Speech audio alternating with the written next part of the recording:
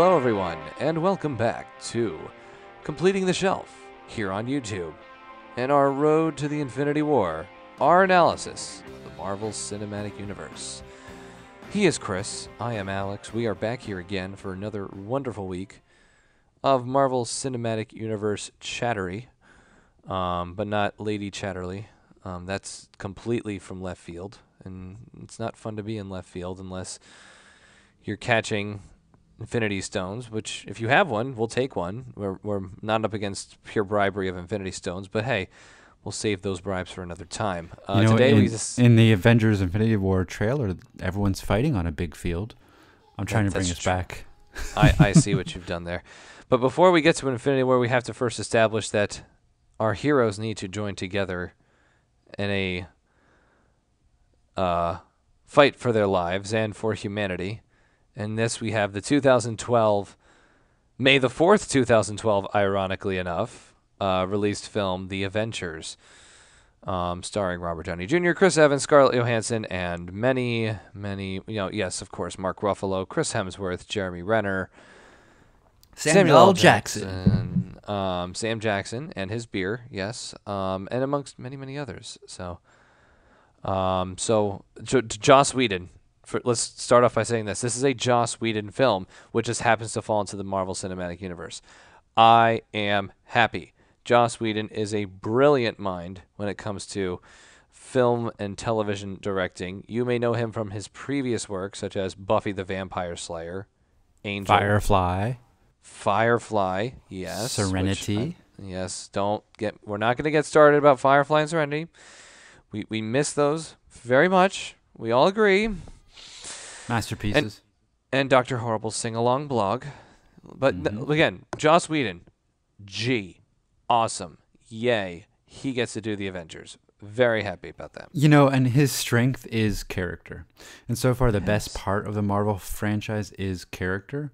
Oh, yes. So the fact that he's the one that's going to bring all these rich characters together. Just being spoon-fed the awesome. That's yes. That's what he is getting. That's what we are getting. It's all very good. So let's just go ahead and get into the nitty-gritty of what is the Avengers all about. Well, quite simply, Nick Fury, a.k.a. Samuel L. Jackson, a.k.a. Director of S.H.I.E.L.D., a.k.a. he's a pirate because he has an eye patch. But he's a pirate of heroes. No, not really. The agency that makes a who is who of the Marvel superheroes: Iron Man, the Hulk, the Incredible Hulk. Excuse me. Yes. Sorry. No, Mr. Hulk, please don't beat me up. Thor, Captain America, Hawkeye. Here's a new one, and Black Widow. Well, he wasn't that new. We forgot to mention that he was in Thor, just unnamed. Yes. As Thor was going to reach for his hammer in the shield encampment, he was holding his arrow at bay. So, yeah. Hawkeye, second appearance, but first time named. This is true, but... Nerd update, nerd complaint. Thank you. Again, feedback can always be provided in the comment section below, and also on the Twitterverse, at ShelfNerds, at Alex_Salvo. But anyway, global security is threatened by Loki, who has gotten control of the Tesseract. He has the power to travel from Asgard back to Earth to plot the invasion of our great planet by the Chitauri. And he wants to become the king of Earth, which we all know the United States of America is the king of the Earth. But no, I'm sorry. Wait, no, that was a slip, folks. I'm so sorry about that. America is not the king of the Earth. And frankly, we don't want Loki to be either. So under the direction of Nick Fury and S.H.I.E.L.D., the Avengers are set into motion, really amongst the true ire of what is considered the Global Security Council that somehow Nick Fury has to answer to, because everybody has to answer to somebody in this world, as a reminder. But yes, Tony Stark, Steve Rogers, Bruce Banner, Natasha Romanoff, and Clint Barton and Thor all join together to create an awesome compilation of the greatest superheroes in the Marvel Cinematic Universe ever to this point. The mightiest heroes of Earth. Correct. And Loki, he's backed by Thanos, who gives him the Chitauri army. So this is our first indication of the Marvel cosmic universe and what is to come in Avengers Infinity War. So this is huge. This is a huge thing, especially in the mid-credits sequence where we see his face. Right. Thanos, we are getting our first grips of who he is, what he is, his size and scope in the universe, not just Marvel Cinematic. At the end, Tony Stark and everybody ruin New York City by creating a lot of collateral damage in the greatest city in the world and the city that never sleeps in the Big Apple, all the while thwarting Loki's plan of becoming the King of Earth. And eventually they go have shawarma. The end. Mm-hmm. Is that accurate? Is that pretty much how we want to sum it up? I feel pretty good summing it up with they all get shawarma at the end. But if you didn't stick around that long in the credits, then spoiler alert, and it's your fault for not worrying about whether or not they actually do go and get shawarma, as Tony mentions. So, Alex, would you say that shawarma is something you like? You know, I never truly, before 2012, had even known what shawarma was. And Same. I literally was a lemming and a absolute fanboy. I'm like, I'm going to go get shawarma. And I did. And I literally chalked it up as it's a Mediterranean burrito. Oh. It is a Mediterranean burrito with Mediterranean, East European, West Asian spices that you can use either lamb, chicken, turkey, whatever red meat you want to use. It's grilled for or slow cooked for a very long time. Usually has tzatziki and tomato and lettuce and onion and maybe cucumber. But for the most part, it dates back to the Ottoman Empire. But this is not a podcast and a infomercial about shawarma. This is an infomercial about the Avengers. So right. Before I get on my shawarma kick, what do you like about the Avengers? Shawarma. No, I'm just kidding.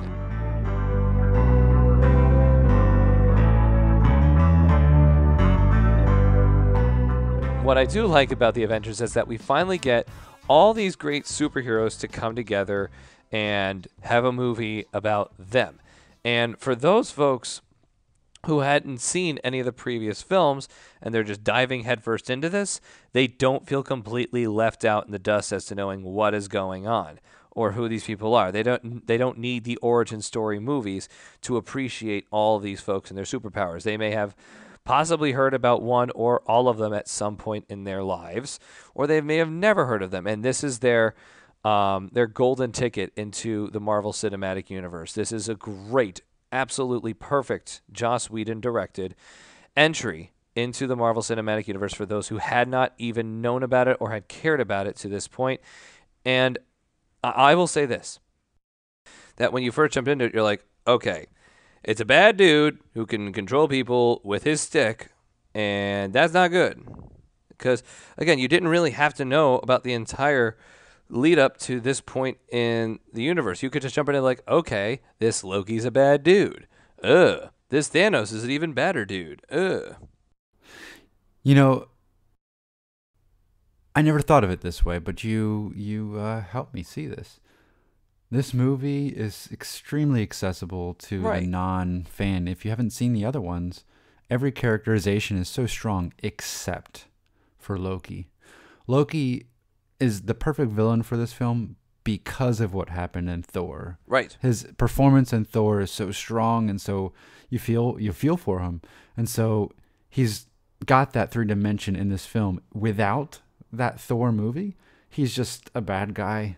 And it's not as rich and not as entertaining. Right. So the good guys, you get those characters perfectly because they're well established just in this film alone. But Loki is a little cartoonish in this. The only scene, I think it's probably my favorite scene in the film that Loki is rich, is when he's in Europe and he has all the people bowing before him, and he gives his philosophy that the human race was born to kneel, and that freedom is a lie, and that they crave strong leadership, and that's what he is. And when the old man stands up and he's like, someone else was here that told me to kneel, and we didn't kneel then, I love that little speech, and that's a kind of the I guess intellectual moment of the movie before it gets all real action, action, action. But I that's probably my favorite part of the film. Definitely a highlight. I think for me, the the back and forth and interplay that occurs during that final battle scene in which you see the Avengers attempting to defend New York City. I think Captain America is one of the most memorable ones. He is barking out orders to this New York Police Department guy, who's like, "Why the heck should I listen to you?" And then Cap does something amazing and mind-blowing after barking out a series of instructions about how to help save the people in all these buildings and begin being that leader of the Avengers that you see himself establish himself to be. And then immediately after Steve does this, or Captain America does this, the police chief literally, word for word, does, "I've got these people in these buildings. They need to go through the subway." And literally, it's just like, okay, the people of the world know, okay, these guys are here to save our butts. We need to do whatever we can to help them and avoid any potential future screw-ups. So, for me, that was one of the most telling scenes of like, okay, yes, the people of Earth have now put their trust in the Avengers, and not to the point where they are considered vigilantes or above the law. They are there because there is no one else that can do this job. As much as we believe our military forces of the world can do this, these are beyond those powers, and they just do good. They just want to be there to save the day for the people of their planet. And Captain is really the emblem of doing good, do-goodery. Right? And so he's already known. He's a known quantity in this world. There's Captain America trading cards and comic books, and we see Phil Coulson have those with the blood splattered on it. So I love that, like, in universe, he's seen the same as we see him, as this hero from the pages, from the past, you know. Another scene that I really love is when Thor and Hulk just go at it and fight. And when Hulk can't lift Thor's hammer, like, I just love the combination of the power sets. And that is the best thing about this film. Besides the Loki scene, the action is so creative in how they all work together with their unique power sets. And that is just so tremendously fun and creative and innovating. And Marvel just, like I said, I think in the Thor podcast, the comics serve as storyboards for the action of these films. And so there's so much to draw from. And they really do a great job in this film to give every character, even the unpowered one like Black Widow or Hawkeye, something to do that is really effective. So great. It great was such, stuff. and again, it was at this time where, well, you had all these really introductory movies, and they were kind of standing alone on their own. And then the Avengers just, like, happened. And you were like, wait, what is this really happening? Like, is this really something that there's more? Like, oh my gosh. Huh. You're totally right. Like, nerds for the first couple years are like, I can't believe I'm seeing Captain America on screen. I can't believe I'm seeing Thor on screen. I can't believe I'm seeing this on screen. Wait, this is all connected? I never thought this would happen. Now we're kind of spoiled. We're like, well, of course there's going to be an Ant-Man and the Wasp film. Of course there's going to be a Black Panther film. Of course there's Doctor Strange. But, you know, I still haven't lost this kind of wonder and awe that these things are translating so well to mass audiences, and they're actually good movies with some great characters in them. So shall we shelf the Avengers?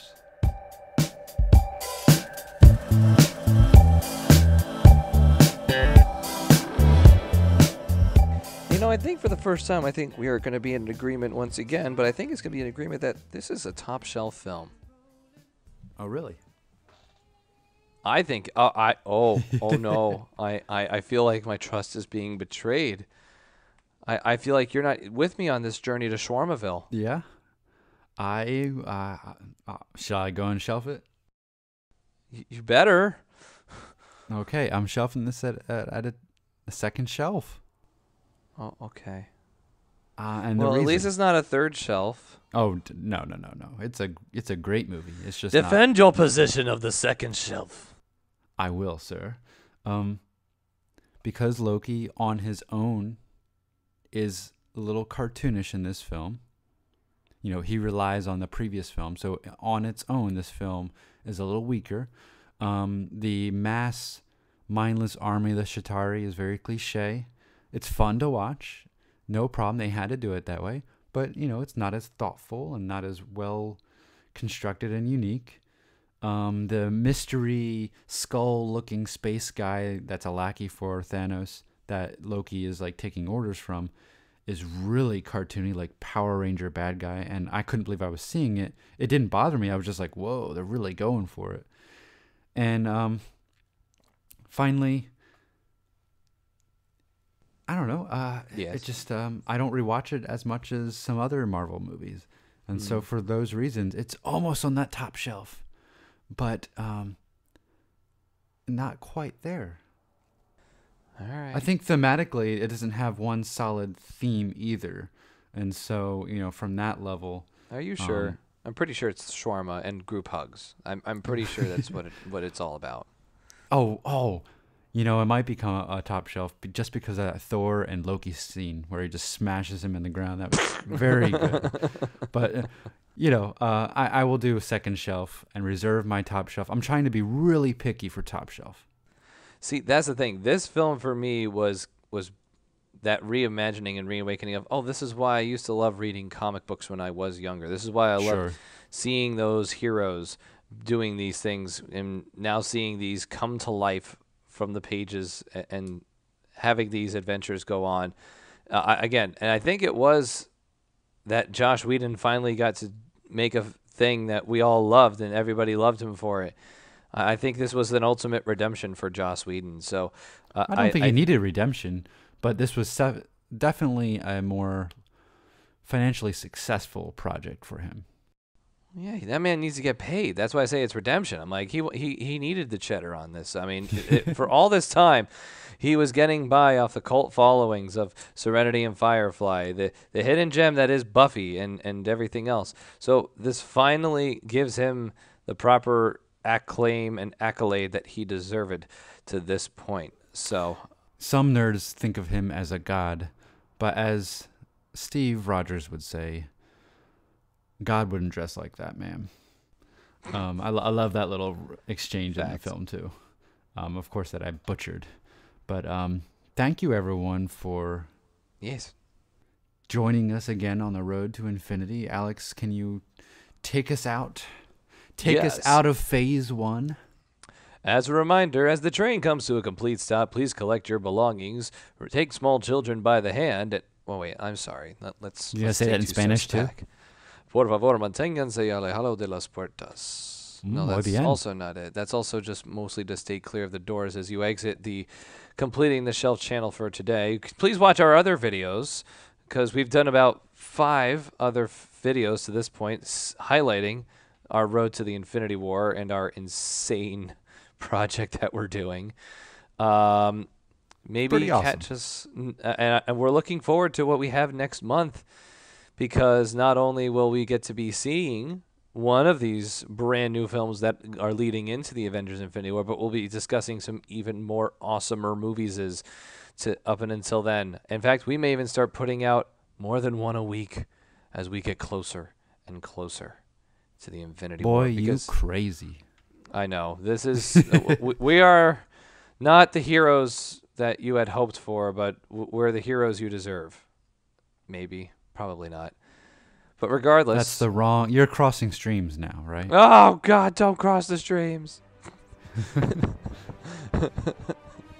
But for Chris, I am Alex. Please provide feedback in the comment section below. Tweet to us at Alex_Salvo and at Shelf Nerds. But until then, we will see you on the road